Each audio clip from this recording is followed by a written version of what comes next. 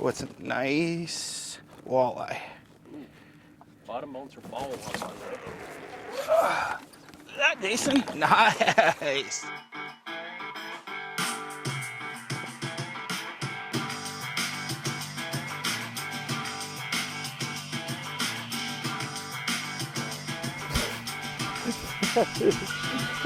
Awesome. I don't care how old you are.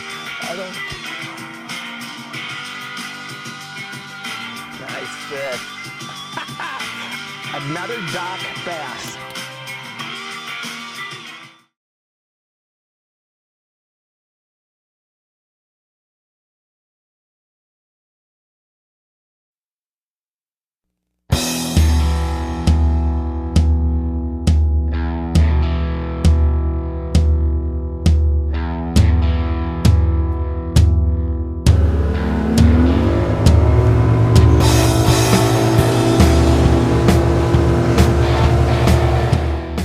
Hey folks, we're at Indian Hills Resort on Lake Sakakawea here in North Dakota. We're west of Garrison, North Dakota.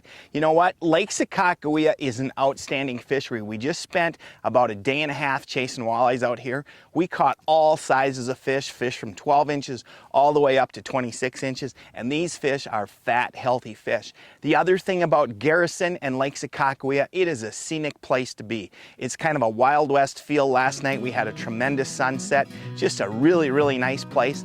This fishery kind of went through a little bit of a valley, if you will. Water levels dropped, the fish population suffered, but right now the fishery is full of water, and what happens when these reservoirs fill up with water, the fishing takes off. The fish populations rebound tremendously, and that's exactly what's happened here on Lake Sakakawea. The Game and Fish says it's one of the all-time highest walleye populations in the lake right now, and we really found that. The other thing is these fish are fat and healthy. If you haven't visited Lake Sakakawea, you need to. Garrison, North Dakota, Indian Hills Resort, Lake Sakakawea, tremendous walleye fishery. Here's what we did. We pulled bottom bouncers. Bottom bouncers are a pretty standard presentation for walleyes wherever you fish.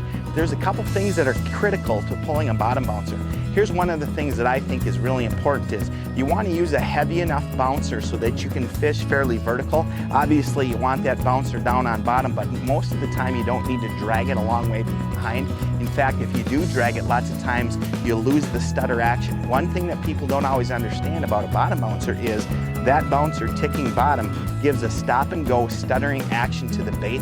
That's important.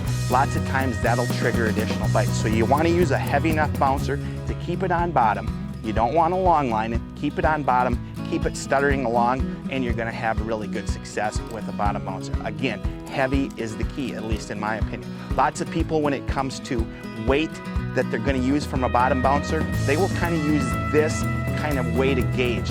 We like an ounce per every 10 feet. So about a 1 ounce bouncer out to 10 feet, a 2 ounce out to 20, if you're fishing out to 30, even a 3 ounce bouncer.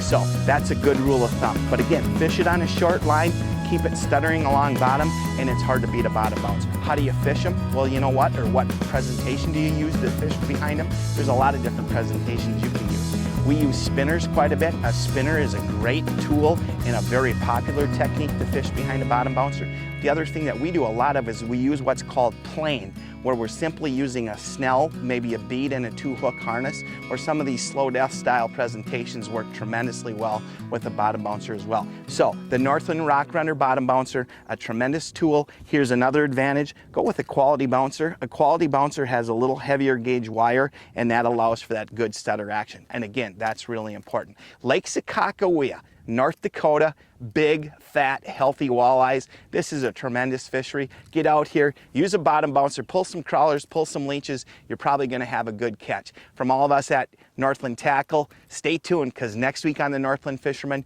we're going to have some more great fishing tips for you as well.